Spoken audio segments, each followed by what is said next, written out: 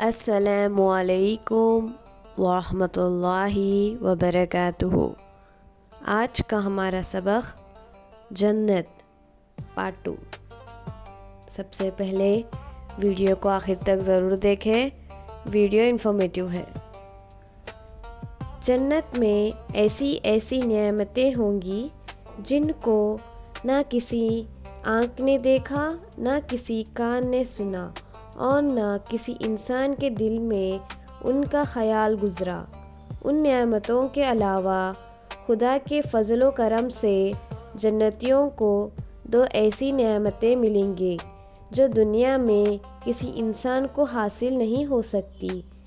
ایک نعمت تو یہ ہے کہ وہاں جنتی کی ہر خواہش اور تمنا پوری ہوگی، اور دوسری جو سب سے بڑی نعمت ہے وہ یہ کہ جنتیوں کو اللہ تعالیٰ کا دیدار نصیب ہوگا۔ جب تک اللہ تعالیٰ کی رحمت نہ ہو، محض اپنے اعمال سے کوئی جنت میں نہیں جائے گا۔